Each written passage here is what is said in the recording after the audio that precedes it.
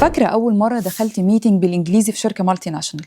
أول دقيقتين فهمت الإنجليزي اللي بيتقال وبعد كده ما فهمتش حاجة خالص، كأن بالظبط كنت داخلة فيلم وبدون ترجمة. أنا اسمي إلهام، كنت بشتغل سوفت سكيلز ترينر في شركات كبيرة وبدرب ناس كتير لسه بادئين في شغلهم. ومن الشكاوي اللي كنت بسمعها من المتدربين واللي بتتعلق بالإنجليزي إن أنا كنت فاكر إن الإنجليزي بتاعي ممتاز لحد ما حضرت أول ميتنج وقعدت طول الميتنج ساكت. والأصعب إنهم بيعانوا عشان يشرحوا فكرة بسيطة أو يكونوا جملة كاملة، في حين إن زمايلهم خريجين الجامعات الأجنبية كانوا بيستخدموا جمل جاهزة واحترافية وبيعبروا بيها عن أفكارهم بسهولة. وعشان كده أنا شايفة إن أي حد داخل شغل احترافي محتاج حاجة مختلفة، مش محتاج يذاكر كلمات، هو محتاج يسمع الجمل والمحادثات اللي بتتكرر فعلا جوه الشغل. أنا كمان كنت في نفس المنطقة دي في بداية حياتي العملية، كنت بدخل ميتنج وفاكرة إن كل حاجة تمام وفجأة بلاقي نفسي تايهة. ومن هنا بدأت أدور على حاجة تساعدني شخصياً وكمان أقدر أنصح بيها الناس اللي أنا بدربهم. أنا ما كنتش محتاجة حاجة تعلمني جرامر لأن أنا اوريدي كنت بروفيشنال في الجرامر، أنا كنت محتاجة حاجة تعلمني في الموقف ده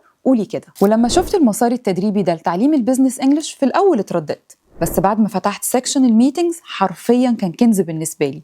لقيت كل الجمل اللي انا كنت بسجلها وانا بحضر الميتينجز عشان احفظها بعدين. وخليني اكلمك اكتر عن المسار التدريبي ده. اولا هتلاقي الكتاب الرئيسي اللي فيه كل الجمل اللي هتساعدك تتكلم بشكل احترافي في بيئه العمل، وكمان هتساعدك تتكلم بالانجليزي اللي الشركات الكبيره بتحب تسمعه، زي الانترفيو والميتينجز والبرزنتيشن والتفاوض وغيرها كمان من المواضيع. واللي فرق معايا فعلا التقسيم حسب المواقف والتسجيلات اللي بصوت نيتيف سبيكر، وده ساعدني أطبق تقنية الشادوينج، وكتيب خطة ال90 يوم اللي خلاني ألتزم بخطة واضحة من غير ما أضيع وقت. وفي المجموعة كمان كتاب الإنجليزية للسفر وأهم المحادثات وإزاي تفكر بالإنجليزي. أنا شفت الفرق في نفسي وفي الناس اللي أنا بدربهم. لو أنت بتفكر تبدأ أرشح لك تبدأ النهاردة بالمسار التدريبي ده.